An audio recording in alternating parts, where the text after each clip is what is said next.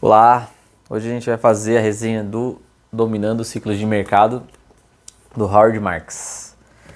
É o segundo livro que ele faz, né? O primeiro é o The Most Important Thing, o mais importante para o investidor, como foi traduzido, que foi lançado agora. Apesar disso, de ter sido lançado mais recentemente aqui no Brasil, ele é um livro mais antigo dele. Quem é o Howard Marks? Howard Marks ele é o fundador da Oak Tree Capital, é um dos maiores fundos de investimentos do planeta. Ele tem mais de 100 bilhões de dólares sob gestão e, enfim, mais de 40 anos de experiência. O fundo dele é muito antigo mesmo e constantemente entrega resultado para os operadores. O fundo dele é bem focado em compra de ativos podres, né? Ou empresas que estão com uma dívida praticamente impagável. Ele vai lá e compra essas dívidas dessas empresas, eventualmente adquirindo o controle dessas empresas que ele comprou a dívida. Enfim, é um cara muito experiente. E no primeiro livro dele, o mais importante para o investidor, ele fala sobre diversos aspectos sobre investimentos, inclusive ciclos de mercado, e no Dominando Ciclos de Mercado ele fala especificamente sobre a análise de ciclo. O livro ele tem aqui 320 páginas, mais ou menos, e ele tem alguns capítulos, exatamente 11? Não, mentira, 18. E aí é legal que ele vai construindo o conhecimento pouco a pouco, né? Ele fala sobre a importância de se analisar ciclos, ele vai falar sobre aleatoriedade, ele vai falar sobre distribuição de probabilidade de retorno dos investimentos, ele vai colocar quais aspectos determinam cada parte do ciclo. É bem rico o livro, né?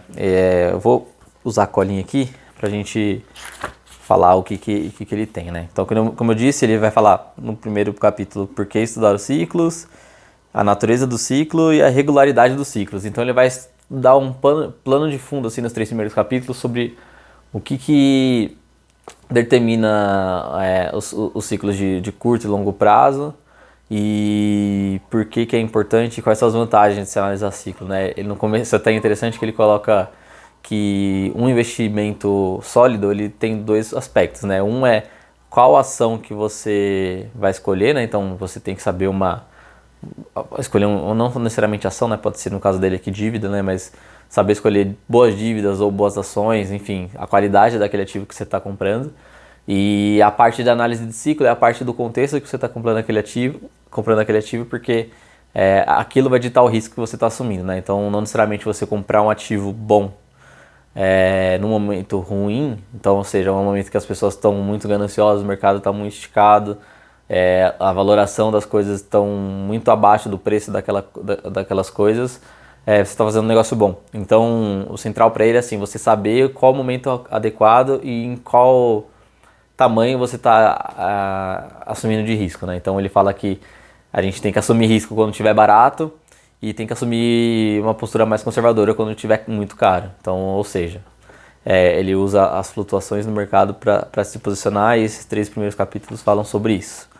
E aí, em seguida, ele vai falar sobre ciclo econômico, que ele vai mostrar um pouco, até postei lá no Instagram, aqui no Instagram, enfim, dependendo de onde você estiver assistindo, sobre isso. Então, ele vai falar que ciclos econômicos de longo prazo, eles são ditados por aspectos econômicos naturais daqueles países, né? Então, a taxa de natalidade daquele país, a taxa de produtividade, basicamente esses 2 são os fatores principais que ele coloca.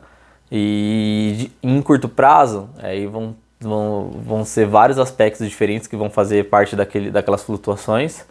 Mas basicamente é como as pessoas encaram a economia no curto prazo, né? Então é muito voltado à psicologia. E aí logo em seguida ele fala a atuação dos governos nos ciclos econômicos. Então ele vai falar como que o governo vai tentando arbitrar, principalmente nas políticas mais recentes, né? Mais modernas sobre gestão de política monetária e fiscal, como eles vão contribuindo para crescimento ou recessão, né, dos ciclos econômicos. E como os governos também conseguem, de certa forma, influenciar em ciclos de longo prazo, por exemplo, se investir em educação, né, que é uma das coisas que aumenta a produtividade de um país. Enfim, ele vai mostrar como que uma economia, ela orbita em torno de uma média de crescimento, por exemplo, sei lá, a taxa de crescimento do Brasil de longo prazo é 3% ao ano. E aí tem ano que vai ser mais 6, tem ano que vai ser menos 2, enfim, como que essas duas questões se conversam. E a partir disso, ele vai desdobrando para os outros ciclos, né? Então, o próximo ciclo que ele fala é o ciclo dos lucros da empresa.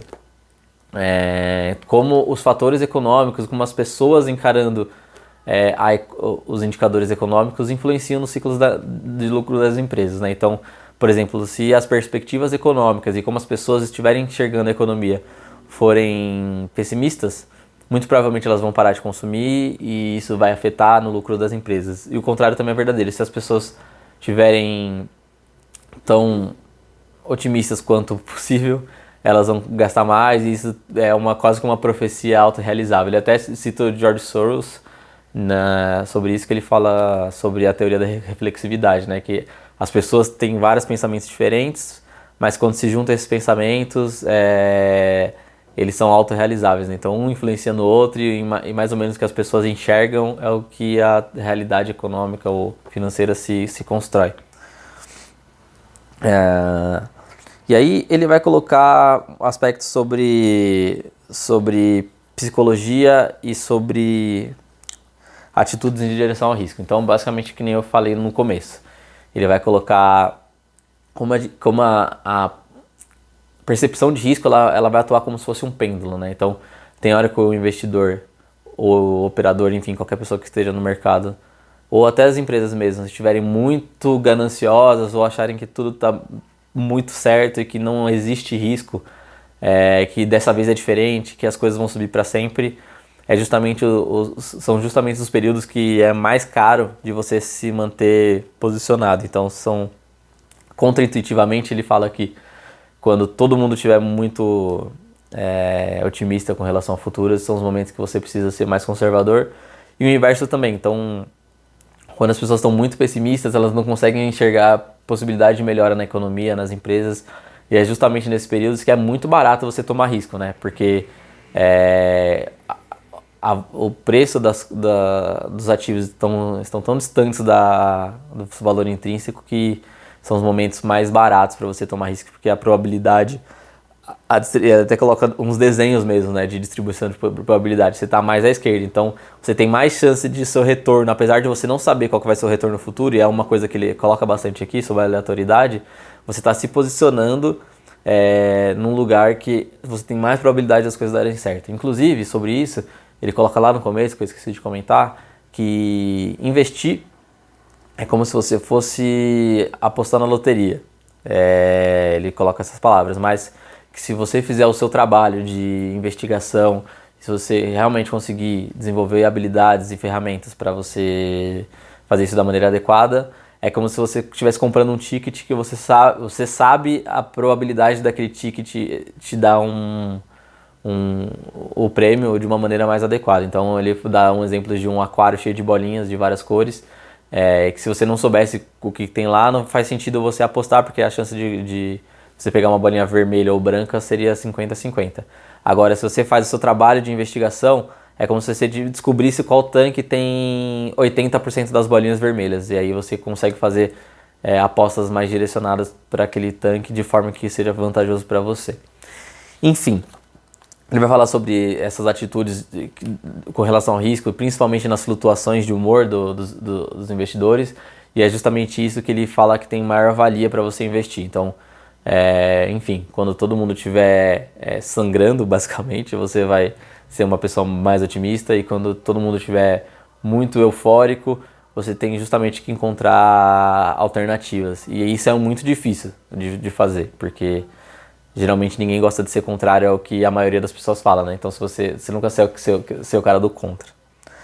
E aí ele vai para aspectos um pouco mais direcionados a alguns mercados, né? Ele fala primeiro do mercado de crédito, e aí o mercado de crédito aqui, ele quer dizer tudo que é uma fonte de financiamento, não necessariamente só empréstimos e, enfim, capital de terceiro para as empresas. Então ele vai falar tanto do apetite do investidor de comprar ativos, quanto de também instituições financeiras de emprestar dinheiro para empresas. Então ele vai falar que o ciclo do crédito ele vai ditar muito sobre a performance das empresas e também sobre a performance dos preços.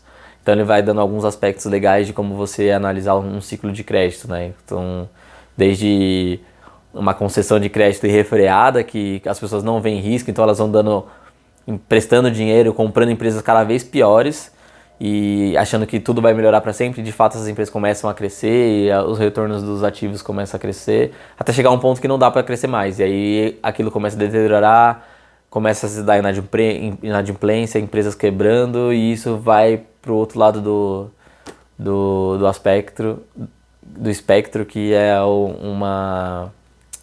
um pessimismo generalizado, onde ninguém presta dinheiro, ninguém compra empresas, enfim. Esse é o panorama que ele dá aqui. Ele vai passar sobre o setor imobiliário, então ele usa o setor imobiliário mais para falar um pouquinho das diferenças entre setores em questão de ciclos, né? Por exemplo, o ciclo de uma empresa de produção é muito curto, então o tempo dela ficar otimista, produzir e vender é rápido. Diferente do setor imobiliário, por exemplo, que se eu estou otimista hoje, pelo que eu estou vendo em volta de mim, o meu prédio, quando eu for entregar ele para o consumidor, vai estar pronto daqui 10 anos. E aí a diferença que isso tem nos humores. Então, quando eu tiver pronto o meu prédio, apesar de eu estar num momento otimista hoje, eu não vou conseguir colher isso. Então, provavelmente tem uma probabilidade de eu entregar o prédio quando o cenário econômico for bem diferente. Então, ele aponta esse cuidado para a diferença de tempo entre cada um dos setores. E aí ele vai para um catadão, vai juntar tudo e vai falar como que você pode se posicionar bem, dá vários exemplos legais, tipo dos crashes de 29, da bolsa de 2018, da quebra da bolsa lá de 2018 do Lehman Brothers e tal. E até interessante, um parênteses aqui, é que o fundo deles foi um dos únicos fundos que passou bem durante essa crise, né? Porque ele de fato identificou um pouco antes que a gente estava lá no momento do ciclo mais alterado para cima, né? Então, os empréstimos lá na parte dos subprimes, dos títulos de moradia lá, era uma questão que estava bem no que ele caracteriza aqui no restante do livro como uma coisa absurda de otimismo. Então, eram títulos sem qualidade nenhuma sendo vendidos, com retornos baixíssimos, e, enfim, são vários indicadores que ele observou na época para se posicionar contra aquilo. E ele falou que também não foi fácil, porque quando todo mundo está comprando alguma coisa, e ainda mais por ele ter um fundo de investimentos, aquilo fica difícil de sustentar uma posição que é contrária à maioria dos investidores do setor. Enfim, aí em determinado ponto aqui do livro ele vai parar de falar um pouco do passado e falar assim, beleza, como que você pode encarar isso para o futuro? Então ele vai dar algumas dicas de como ele observou de fato no momento que as coisas aconteceram e como você pode se posicionar melhor, digamos assim, com relação aos ciclos hoje em dia, né? Porque ele fala que sempre tem... Alguém fala que acabou a história de ciclos, porque agora a valoração das empresas são diferentes. Por exemplo, ele dá o exemplo da internet, que ele fala que agora é normal as empresas negociarem a 200 vezes o lucro. Não tenho mais que olhar lucro, eu tenho que olhar a proporção de preço para vendas, por exemplo. Enfim, ele fala que tudo isso já aconteceu antes e a história é um dos melhores professores para você aprender. E aí termina o livro falando sobre dando um catadão. O último capítulo ele faz como se fosse uma resenha do livro inteiro, que é bem interessante o último capítulo. Eu acho que se, por exemplo, eu tiver que voltar a ler o livro, em vez de ler o livro inteiro, eu vou voltar a ler o último capítulo. Vamos à nota. É um livro nota 8. É um livro muito bom mesmo, assim. Eu acho que não é um livro muito fácil, então eu não recomendaria para alguém que tenha começado no mercado financeiro agora. Mas para quem está intermediário na jornada, é um livro que realmente eu recomendo, viu? Vale a pena. Esse aí, tamo junto. Eu fiz a ordem contrária, eu comecei a ler aquele, mas agora eu vou ler esse aqui, que foi o primeiro que ele fez. E em breve a gente deve ter mais uma resenha por aqui dele. Valeu, tamo junto.